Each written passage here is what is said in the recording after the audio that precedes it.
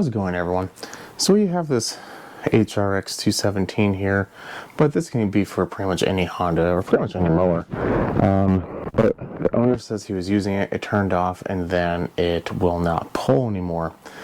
It's either a very good or I shouldn't say good. It's either a very cheap and easy fix, or it's a very expensive and not easy fix. Probably the death of this mower. So we're hoping for the first one. First thing, I've not done a single thing with it except put it on the table and turn you on. So let's go ahead and look for the signs of the bad one first, because that one's easy. And all we need to do is look at the oil. Basically, what we want to see is anything in here at all.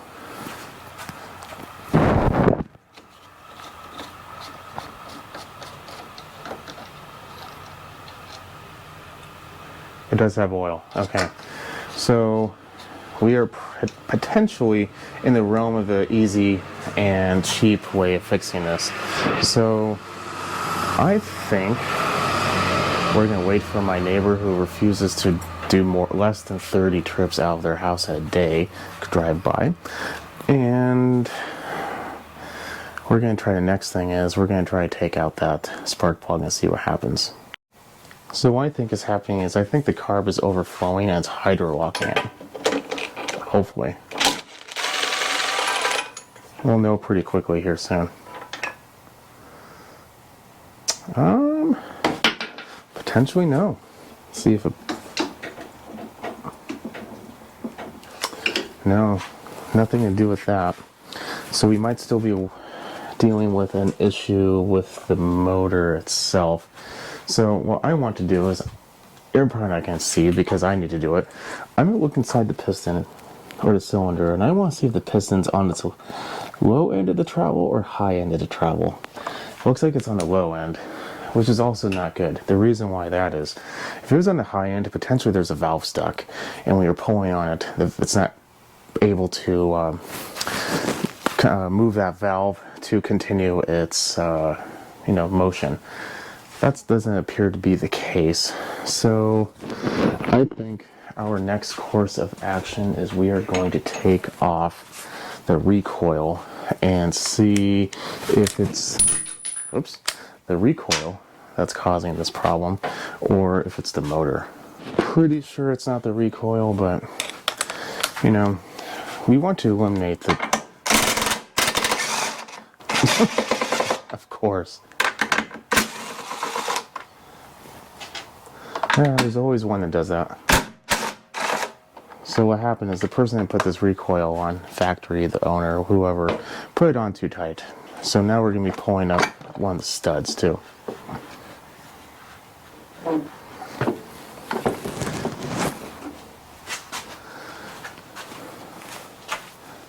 Okay.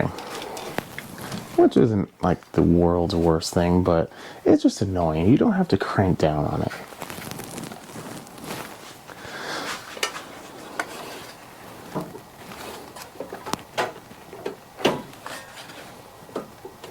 Does this have a clutch? This does have a clutch.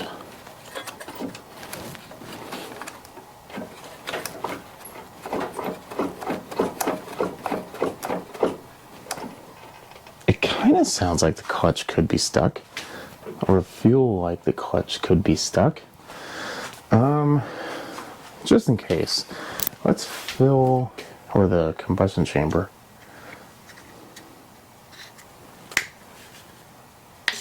With a little WD-40, and I'm going to go inside, use the restroom, and then I'll come back, give a minute or two, and we'll see what happened.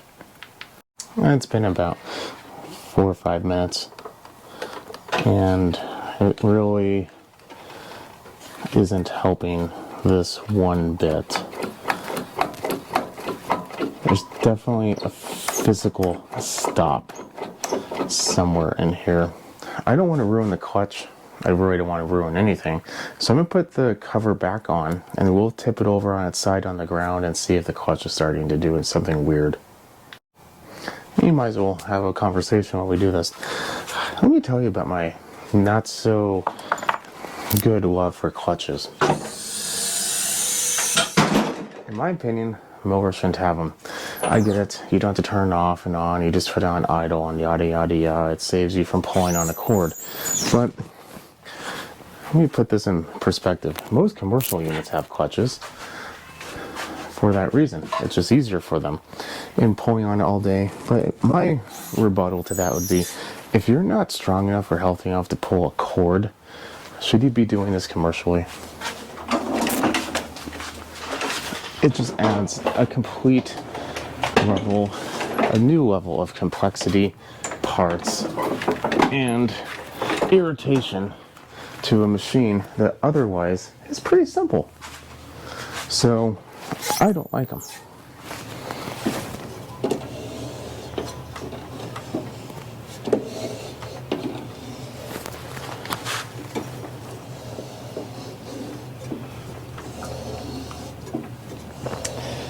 Yeah, no, I do not believe the clutch is the issue here. Contemplating if I should take it off. Trying to remember if when you take how this clutch works. So if I spin the blade, is it actually spinning? No, I don't think it is. Now that we move the clutch, let's try to pull on the cord.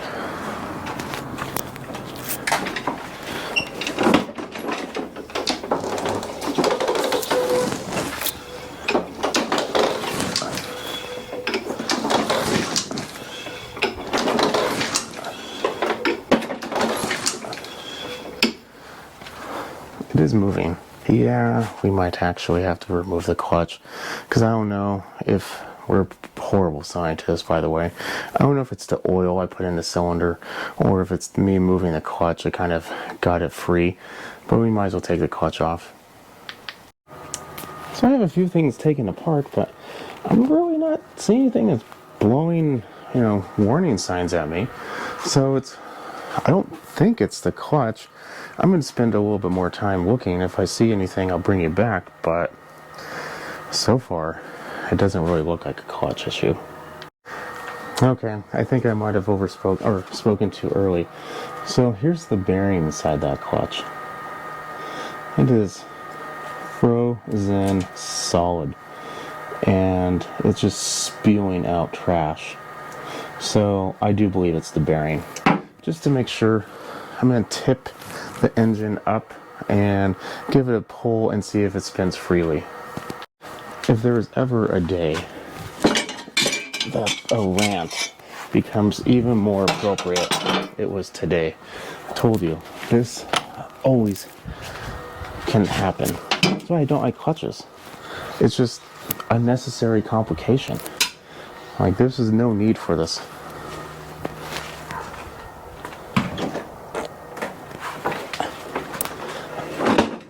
Okay.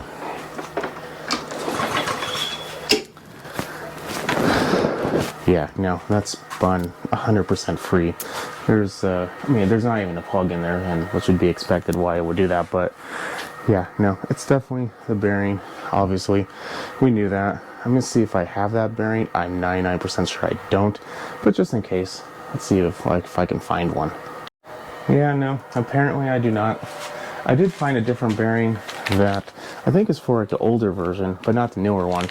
So that, unfortunately, is completely different. I think the outside might be a little smaller, and the inner diameter is definitely smaller.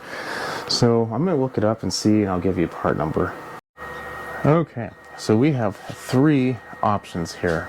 1, you can get the Honda bearing. The part number is 91102, V as in Victor, A as in Apple, 4013. They do sell aftermarket bearings for substantially cheaper. The Honda one's $25. The aftermarket ones are about $13 or even $9. But those part numbers are 230129, as well as H as in Henry, 3609395. In addition to that, you can get this whole piece, including the bearing, and it is only $36 for some odd reason. So that part number is 72600, V as in Victor, E as in Edward, 1, G as in Gorilla, 00.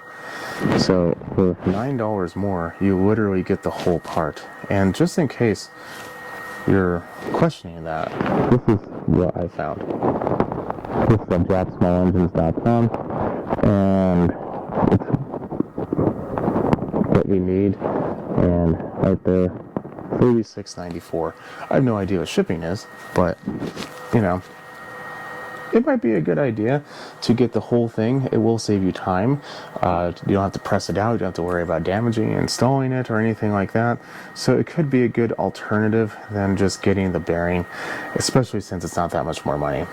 And I don't see anything particularly wrong with this one, but it can potentially be, I mean, maybe there's something I'm just not seeing. I don't think so. It looks like just a giant chunk of metal, but I'm going to make my order. I'm going to talk to the owner, see what he wants to do, if he just wants me to do the bearing, if he just wants me to do the whole piece.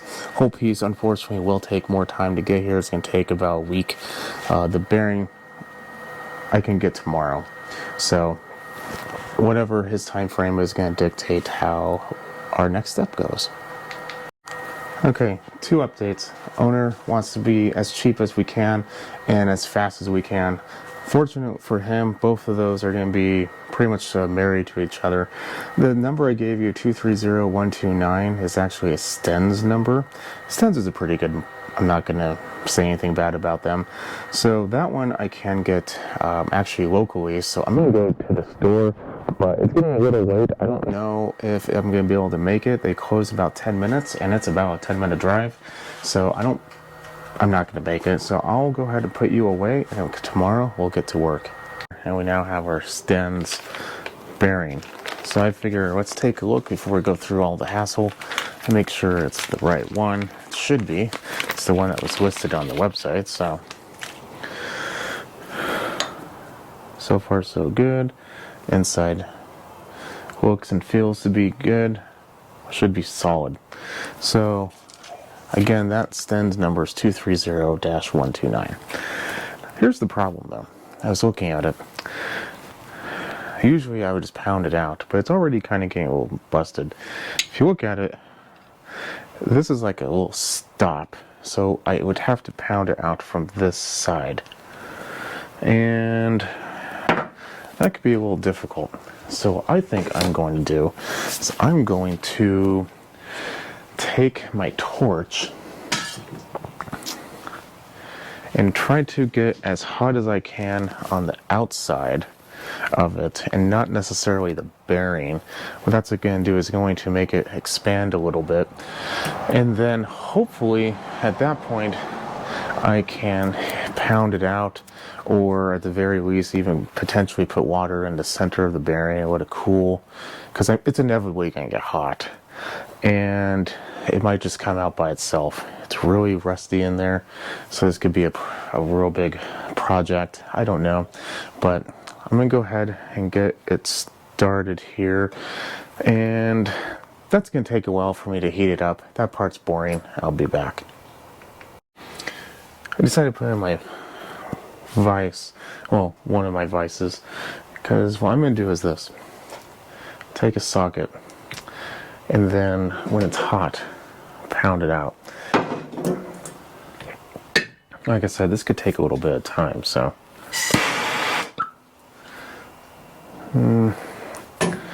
probably should clean that out a little bit too.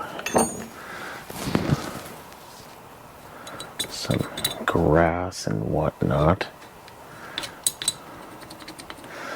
I hope it goes without saying, but you shouldn't be doing this around any gasoline.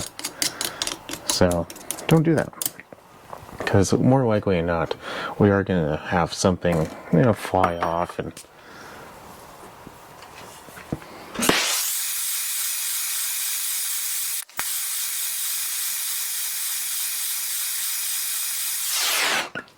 no, you don't really want to do it in one spot. You want to do it evenly, otherwise potentially you could damage the part.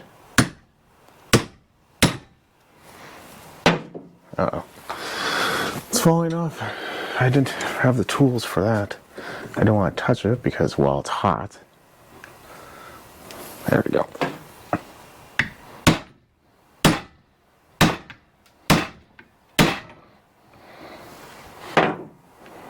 you have to get it hotter? Let's see. Yeah, that's not doing hardly anything. Okay, well, you see what I'm doing right now. I'm going to get it hotter, probably another 3-4 minutes, and then I'll bring it back. Okay, new plan. All that's going to do is I'm just going to be busting the ball bearings out. I don't really want to do that because all that's going to end up happening is I'm going to have a lot of hot ball bearings bouncing everywhere. Not a great idea. So I'm going to do is I'm going to spend even more time and I'm going to get the whole thing hot, including the bearing, and then I'm going to very carefully take it over to the sink and spray water on the bearing only. And hopefully the bearing will shrink and the housing will stay nice and hot and let it fall out. That worked amazingly well. Got it pretty hot. It wasn't red hot. I mean, that would take either a lot more MAP gas or acetylene. I don't know if I'm turning on my acetylene torch right now, but got the bearing. It literally fell right out. You just have to make sure that this side is facing down. Obviously, I mean, I would hope that's obvious. So now we come to that point where this isn't really hot anymore because I did kind of cool it off. I do, however, want it to be a little warm, so let's get it a little warmer.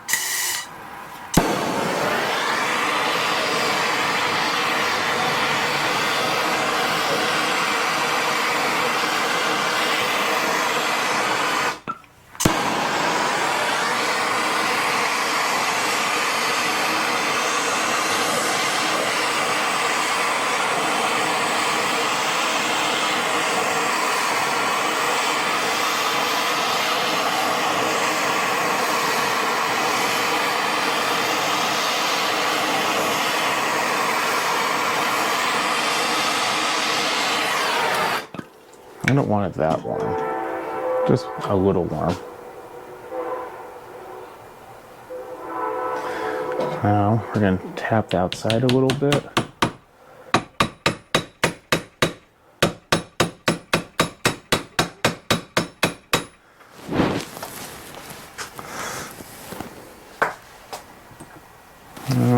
Not quite big enough.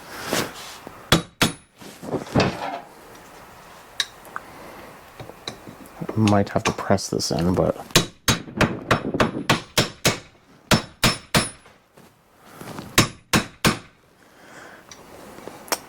yeah, I'm gonna maybe press that in. I'll be back. I decided just to get a bigger socket which fits on the outside and get it a little warmer. Be careful not to get the inside of it warm, obviously, because that is just rubber. But now everything moves nice and smoothly. If you hit on the inside, you will break it. So do not do that. So I was going to put you up there and show you what I'm doing. But basically, I'm just going to install it, the blade. We all know how it goes in. That little spring piece goes in the bottom. That goes in the bottom as well. You just bolt it in, or screw it down or tighten the nut. And that's it. I will say though, that when you take off the three of them, there are three that look very, very similar. These have washers. This does not. This goes on the crank. This holds this in place. So don't get them confused. I mean, I'm sure you probably could make this work. It's just not ideal. So be aware of that. So next time you see it, we're going to pull the... I don't think I'm going to put the plug in immediately because I do want to pull on it to make sure everything is nice and free. And then we'll put the plug in and get it started. And there we go. While it was off, I took the opportunity to sharpen the blade. It was off, might as well. Now, the plug is out. And I realized that we sprayed a little bit of WD-40 in there, so when we put it back in, assuming it's today, it might get a little smoky. But let's see if it's nice and free. Oh yeah. I could literally pull this with like one finger if I was able to, you know, wrap it around a pull handle that's meant for two fingers. So let us go ahead and see if this starts. Who would guess a rant about how much I hate clutches turns into the perfect reason why I hate clutches. Now, this is probably the cheapest repair that you could do for this type of thing. Some clutches, you have to get like a different clutch disc, and those are expensive, and those Sten's also makes a good one, but I would recommend not getting that. So if you have a different style of clutch, don't. I think it's on choke. Yes.